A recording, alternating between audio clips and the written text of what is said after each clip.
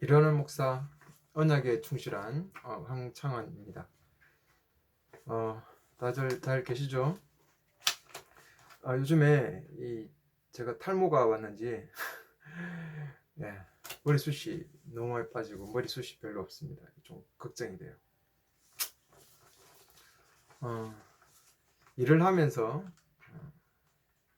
또 나름대로의 어떤 이런 비전들을 가지고 살아가는 길이 그렇게 썩 녹록하지는 않는 것 같습니다.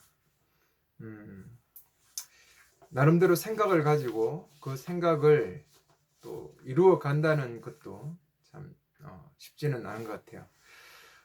그 길에 서서 그것이 옳다라고 생각하는 부분을 늘 그 자리를 가지고 지켜가는 것이 쉬운 것은 아니지만 또 나름대로 성경이 정말로 이야기하려고 하는 것을 붙들고 가는 것은 또 나름대로 좀 더 의미가 있지 않나라는 생각이 듭니다. 먹고 사는 부분 또 일한다고 많이 바쁘시지만 여전히 성경에 좀 더 귀를 기울이셔서 하나님이 정말로 이 땅에 원하셨던 그 계획이 무엇인지를 생각하면서 그 일에 동참하는 분들이 되었으면 참 좋겠다라는 생각을 먼저 해봅니다. 그냥 교회 가서 그들이 짜놓은 프로그램 속에서 예배당에 앉아서 예배 드리고 기도하고 뭐 또 집에 와서 살고 일주일 또 살고 또 그런 프로그램에 참여하는 것을 우리의 어떤 신앙의 어떤 모습으로 좀 보지 않았으면 좋겠다라는 생각이 들고요. 그리고 죽어서 천국 갈 거다라는 그런 어떤 얄팍한 내세 종교 속에 좀 쏙지 말고 지금 이 땅에 시작된 하나님 나라에 동참하면서 하나님 나라를 이루어가는 그 삶이 너무 중요한 것이다 라는 부분에 대해서 깊은 생각을 가졌으면 좋겠습니다. 오늘은 이사야를 또 묵상을 해보고 이사야 13장부터 이제 23장까지 열국에 대한 어떤 그 이스라엘 주변에 있는 그 나라들에 대한 그 심판을 이야기하는 본문이죠. 저는 좀 많이 이 부분에서 고민이 되었습니다. 그냥 많은 주석가들이나 또 사람들은 그냥 이 부분을 우주적인 심판, 하나님께서 세상의 왕이시고 세상을 이끌어 가신다라고 하는 어떤 그런 부분에 대한 심판으로만 이 본문을 이해하고 좀 바라보려고 합니다. 그런데 좀 더 고민하고 또 묵상하면서 또 제가 즐겨 사용했던 그 주석들을 좀 보면서 과연 이 본문이 그것만을 바라보는 것일까? 그러면 이것이 1세기 그 시대 아하스 시대의 어떤 유대인들에게 어떤 의미였을까? 이사야 이 예언은 그냥 멀리 일어날 어떤 사건, 어떤 그런 부분이었을까라는 고민이 됐던 것이죠. 그래서 먼저 그 시대의 유대인들에게 이 이사야의 이상 예언은 바빌론이라든지 뭐 그 블레셋이라든지 이집트라든지 이런 이스라엘이라든지 이런 심판에 대한 어떤 그 의미들이 과연 어떻게 다가왔을까? 라는 부분에서 조금 더 묵상이 됐고 그만큼 좀 이사야가 어렵다라는 생각들을 가지게 된 어떤 이유입니다. 그 묵상을 해보면서 한 가닥 어떤 좀 더 희망이 보이고 또 나름대로의 큰 물줄기가 그 흐름의 물줄기가 형성되는 것은 지금 이 열국이라고 심판으로 말하던 바벨론이나 어떤 블레셋이나 이런 나라들은 하나같이 그 시대의 하나님의 심판의 도구였던 아수르에게 대항했던 나라라는 것이죠. 이것은 아수르가 뭔가 대단하거나 아수르가 어떤 역사적인 큰 힘을 가지고 있는 부분에 대한 어떤 의미보다 언약의 백성들, 특히 하나님의 어떤 그 언약을 붙잡고 사는 사람들에게는 이것은 아주 중요한 의미죠. 그래서 하나님의 그 계획, 하나님의 그 심판의 계획에 반대하는 그 나라들에 대한 하나님의 지금 그 예언이라는 것이죠. 이것은 그 아하스 시대, 아하스의 그 말기의 유대인들에게 아주 큰 의미를 던져줍니다. 왜 그러냐면 그때 바벨론은 그 야긴 부족이죠. 야긴 부족의 족장이죠. 족장인 머닥발라단에 의해서 그 바벨론을 장악하고 바벨론의 왕으로 등극을 합니다. 그것이 한 12년간 정도 지속돼요. 그 사르곤 3세가 그 아수르의 사르곤 3세가 그 바벨론 야긴 부족 바벨론을 장악 바벨론 왕이 되었던 그 무닥 발라단을 제압하지 못합니다. 그래서 12년 동안 독립 바벨론이 그 당시 독립국가로 독립국가라고 하기엔 좀 뭐하죠. 아주 큰 힘이 없으니까 그런 나라로서 어떤 상징성을 갖죠. 유대민족에게 볼 때 아수르에 대한 대항해서 독립을 유지했던 그 바벨론은 대단한 나라였죠. 어쩌면 유대 민족주의자들에게는 큰 어떤 좀 상징과도 같은 의미를 가지고 있을 것입니다. 과연 그 아하스가 지금 펼치고 있는 정책, 아수르에게 머리를 조아리고 조공을 바치면서 이렇게 거의 뭐 속국으로 되다시피 하고 이렇게 살아가는 것이 과연 옳은 것인가? 어쩌면 저렇게 바벨론처럼 저렇게 그 아수르에 대항하여서 저는 당당한 독립국가로서의 모습을 갖추는 것이 옳지 않은가.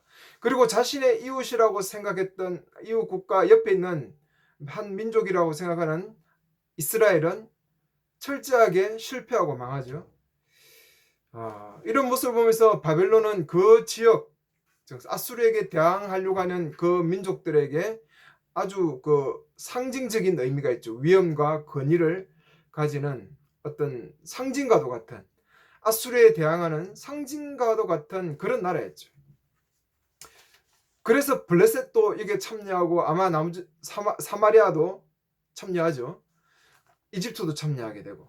그래서 이런 하나님 그 당시 하나님의 군대였고 하나님의 진노의 막대기였던 아수르에게 대항하는 그들에 대해서 하나님은 심판을 지금 이야기하고 있는 거예요. 그것이 13장부터 23장의 열국에 대한 심판의 내용이죠. 결국은 아수르에 대한 반항은 그 시대의 역사, 하나님의 나라, 하나님의 그 계획을 이루어가는 그 심판의 날, 여호와의 날이죠. 여호와의 날에 아수르를 들어서 지금 하나님께서 심판을 가하시는 것이 아닙니까? 그 하나님의 계획에 반대하는 것이죠. 반하고 이것은 어쩌면 하나님께 대항하는 것과 똑같은 것이죠. 그래서 하나님께서는 여기에 대해서 가장 그 아수르의 어떤 그 반대의 상징 같았던 그 바벨론에 대한 심판을 먼저 시작하는 것입니다. 나중에 보면 본문에 메대 사람 이렇게 했다는데 이 메대 사람이 결국 나중에 신바벨론 이거는 신바벨론이 아니죠.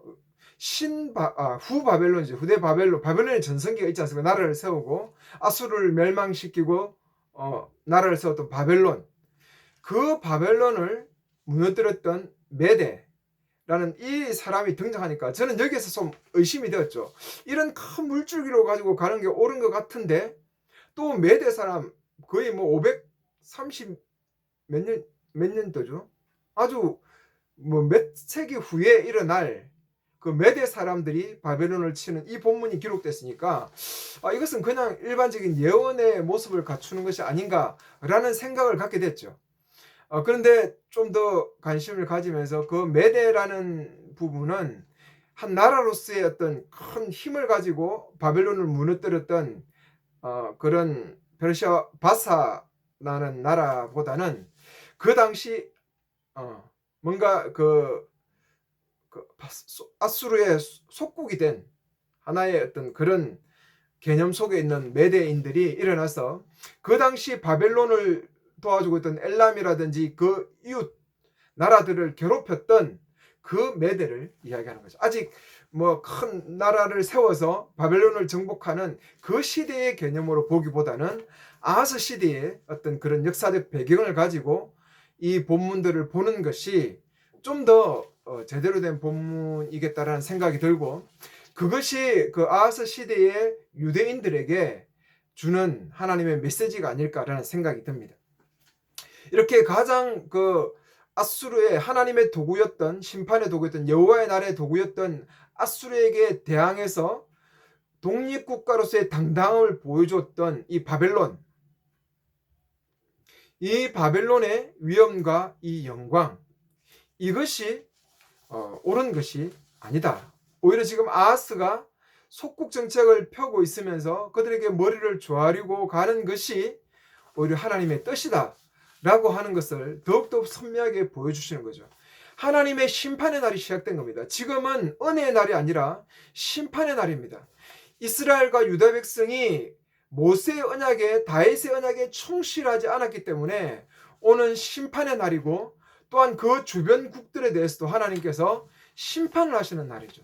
그 심판의 날에 이런 유대인들이 민족주의적인 성향으로 우리가 이렇게 속국으로 있는 것보다 아수르에게 대항하고 싸워서 이기면 하나님께서 우리에게 승리를 주실 것이다 라고 하던 그런 주변에 있는 다 거짓 선자들 같은 그런 선자들 많았잖아요. 멸망하지 않을 것이고, 우리는 당하지 않을 것이고, 하나님께서 우리를 지켜주실 것이고, 하나님께서 우리를 승리하게 하실 것이고, 우리가 전쟁에 가면 이길 것이고, 이런 어떤 거짓된 예언들을 많이 했잖아요. 그런 게 아니란 거죠. 오히려 이사야가 전했던 이 메시지가 민족주의자들이 볼 때는 뭐 일제 강점기에 있는 우리나라에 볼 때 매국노 같은 그런 메시지죠. 물론 그렇게 지금 뭐 적용시킬 건 아닙니다만은 예를 들어서 그렇다는 것이죠. 지금은 심판의 날이다. 심판의 날에는 우리가 다시 한번 그 하나님의 계획을 돌아보면서 언약 백성으로서 어떻게 해야 될 것인지를 생각하는 것이 더 중요해요.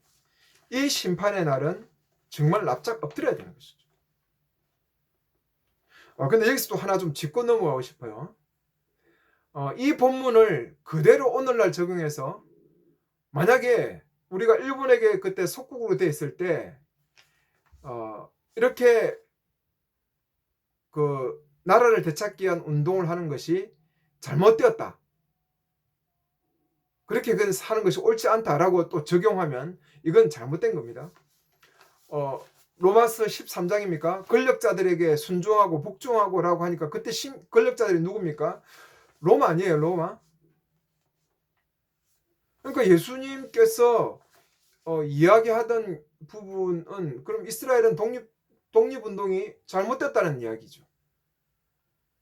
왜? 예수님 시대 열심당원들이 많이 있지 않습니까? 그러나 예수님은 거기에 큰 관심이 없는 것처럼 보여요. 여러분, 우리가 이것을 잘 생각해야 됩니다. 구약의 하나님 나라는 이스라엘 나라였어요. 나라.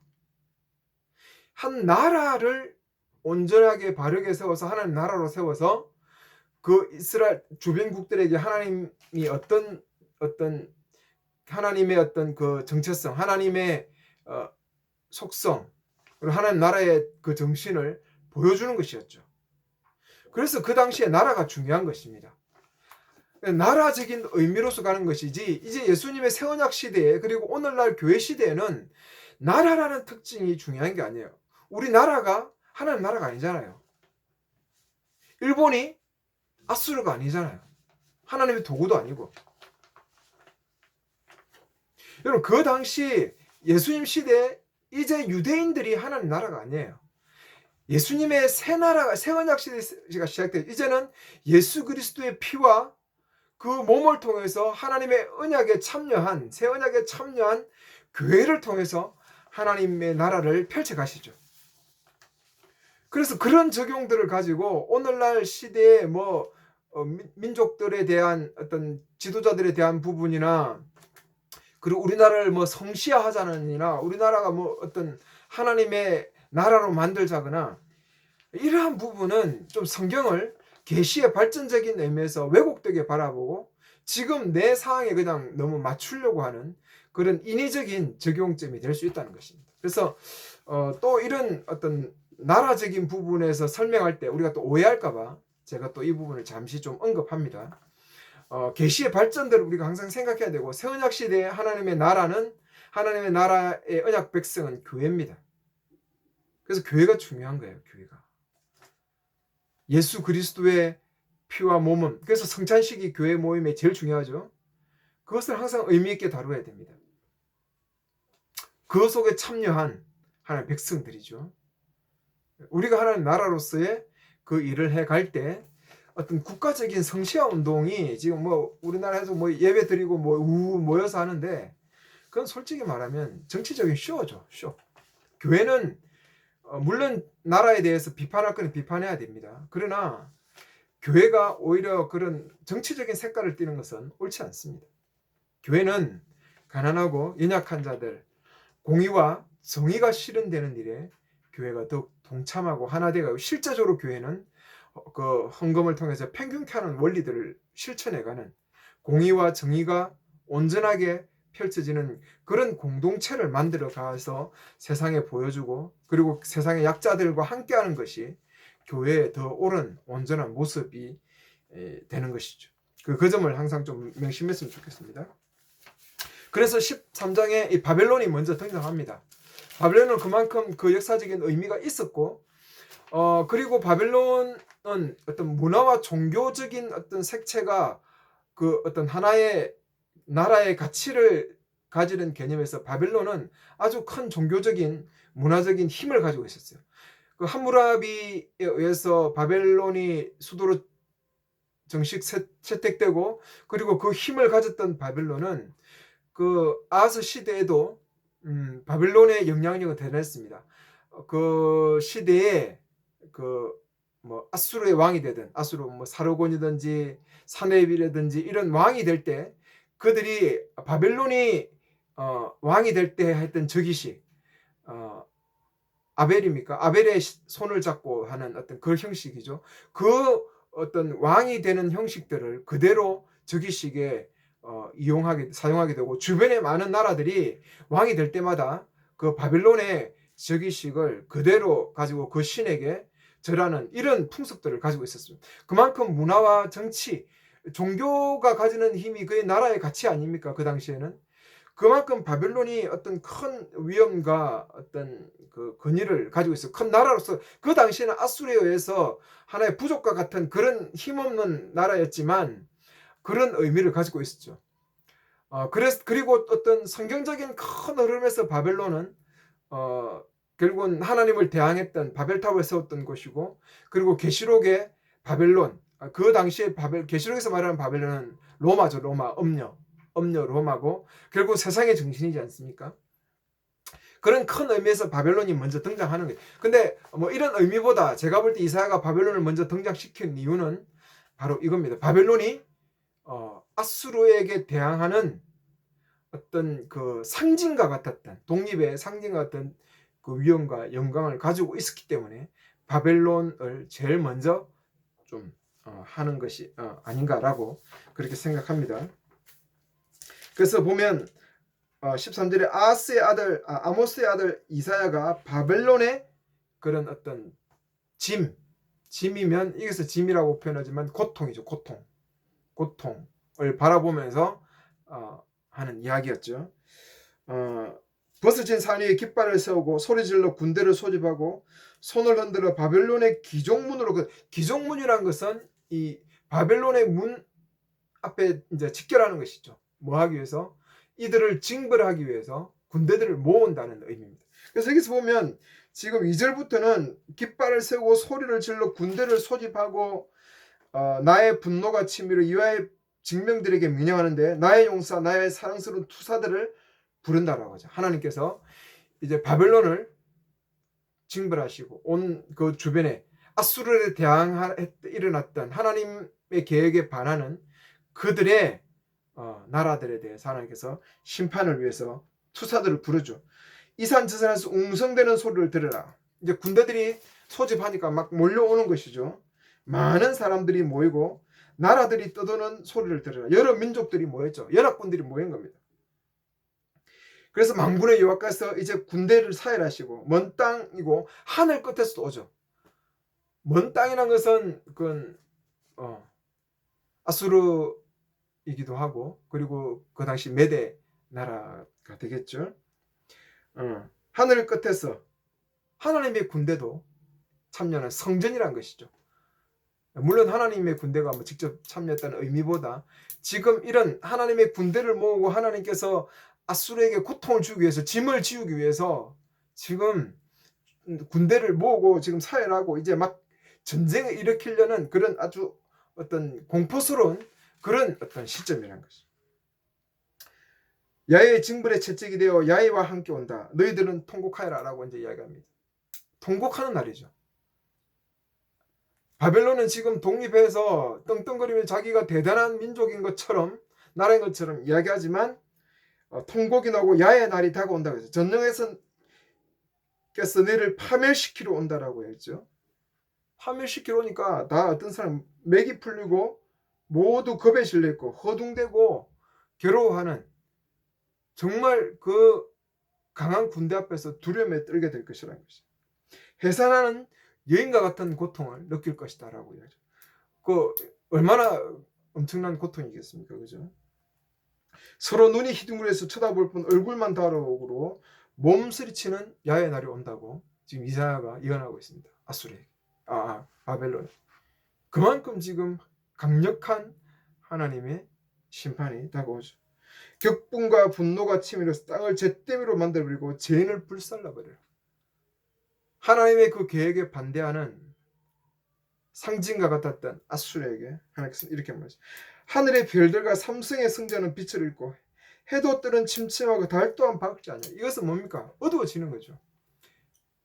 하나님의 심판이 정말 강하고 엄청나기 때문에 이렇게 어둠이 짙은 것을 표현하지 않습니까? 하나님의 심판의 강력함을 이야기합니다.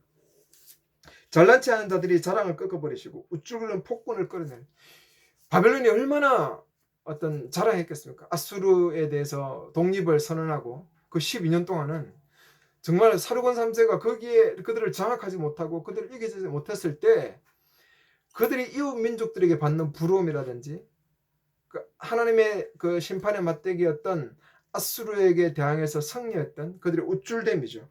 그래서 잘난 체하는 자랑을 꺾고 우쭐거리는 폭군들을 끌어내리라. 인간을 순금보다 적게 하고 오빌의 검보다 드물게 하리라. 이것은 정말 귀한 것인데 다 징벌해 버리겠다는 것이죠.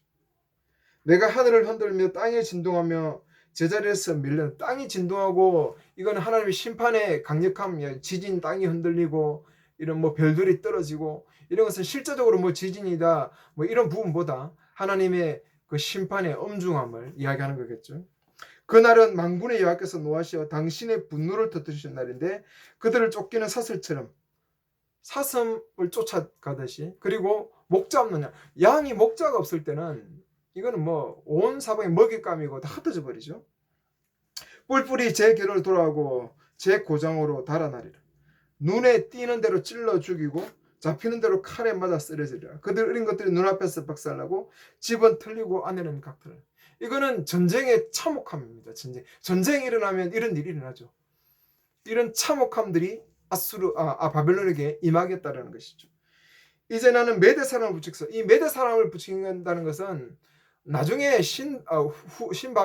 바벨론 후대 바벨론이 이제 그 아수르를 멸망했던 그 시대 이 메대와 파르샤 사람을 일으키는 그 전쟁을 이야기하는 거 아니죠. 여기서 메대는 아수르의 속국이지만 그 아수르에 의해서 지금 바벨론의 그 엘람이라든지 주변국들 바벨론을 도웠던 그 주변국들을 철저하게 붕괴시켜버리고 와해시켜버리는 그때 그 메대 사람을 이야기합니다. 메대 사람을 부추겨서 그들을 치게 하리라. 메대 사람들은 온갖 은에 대해서도 관심이 없어. 금에 대해서도 탐내지 않고 무조건 살생하는 게 관심이죠. 강력하게 살생하고 사람을 죽이고 산의 아이들을 갈기 찢고 계집 아이들을 박살내고 갓난 아기도 불쌍해지지 않고 얼마나 잔인합니까? 이 메대 사람. 이런 잔인한 민족들을 통해서 바벨론을 쳐 부수겠다는 것이죠. 그래서 갈대아 사람들의 나라들 가운데서도 진주 같았던 바벨론이죠. 아수르에 대항했던 민족, 우뚝 선 민족이죠. 진주 같았던 바벨론, 갈대아 사람들의 자랑과 영광의 바벨론이었죠. 근데 하나님 손에 망한 뭐가 돼? 소돔과 고모라 돼. 흔적도 없이 사라져. 사는 사람이 없고 아랍 사람들도 천막을 치러 오지 않고, 아랍 사람들 이 유목 민족들이죠. 목자들도 풀을 뜯기로 양들을 모이고 오는 곳이 없는 철저한 이런 완전 황폐한 곳이 되어버리죠. 덜짐승이 둥글고 부엉이가 울고 타조들, 덜귀신들, 이리가 텅 빈 주택에 부르고 화려한 궁궐 성냥이 소리가 내고, 이거는 다 뭡니까? 전쟁에서 패망하여서 망한 나라들에 대한 항폐하게 된 상징적인 내용들이죠. 구약의 나라에서 망하고 심판받아서 망할 때 쓰는 상징적인 표현들입니다. 그 나라가 전쟁에서 이렇게 참혹한 지경에 이렇게 될 그때가 다가온다. 그날은 결코 연기되지 않을 것이다 라고, 물론 이제 14장도 바빌론에 대한 이야기를 하지만 오늘은 13장까지 이렇게 이야기를 했습니다. 그 시대에 아주 영광이었고, 하나님의 그 계획에 아수르 하나님 막대기였던 그 아수르에 대항해서 독립을 유지했던 그 바벨론, 물락발라단이라는 그 바벨론의 왕, 그리고 그 바벨론이 정말 어떤 영광이었고 다른 나라의 어떤 영광 같았고 존귀한 자였지만, 하나님께서 하나님의 계획에 반하는 바벨론을 심판하시겠다는 것입니다. 유대 민족자들에게도, 그 시대 아하스 시대에 살아간 유대인들에게도 이것은 중요한 메시지죠. 하나님의 계획에 반대하는 것, 하나님의 계획에 반하는 것이 얼마나 비참한 결과를 가져오느냐. 지금 저것이 승리하는 것처럼 보이고 저것이 멋있어 보이고 민족자들 눈에는 저것이 옳은 것 같지만, 심판의 날, 하나님의 언약에 충실하지 못함으로 겪는 그 심판의 날에는 정금같이 단련되는 것이 중요하고, 그리고 다시 한번 하나님의 언약인 모세 언약과 다윗의 언약을 기억하면서 어쨌든 남은 자로서의 어떤 그 탈바꿈, 새로워지는 이 부분이 중요한 것이죠. 이사야가 말하는 이 메시지는 바벨론을 바라보면서 그 영광스럽고 존경스럽고 화려했던 그 바벨론의 멸망을, 이렇게 참혹한 멸망을 이야기하면서 하나님의 계획에 순응하는 지금 이 아수르의 정책, 아하스의 정책은 옳은 것이고, 그리고 이 시대에 하나님의 계획에 반하는 행위보다는 오히려 심판의 날에 하나님의 언약을 기억하고 그 언약에 대한 부분을 새롭게 하는 것이 중요하다. 여러분, 하나님의 심판의 날이 있습니다. 영광의 날이 있는 이면에 우리 인생에도 심판의 날이 있지 않습니까? 지금 저는 교회가 이런 어떤 심판의 날이라고 생각합니다. 이때의 화려함과 뭔가 대단함을 자랑할 것이 아니라 우리를 돌아보고 우리가 정말 하나님의 언약에 제대로 서 있는지, 하나님의 언약을 온전히 붙잡은 남은 자의 모습을 갖고 남은 자로서 그 언약에 충실한지를 한번 더 생각해보는 그런 좋은 기회가 됐으면 좋겠습니다. 감사합니다.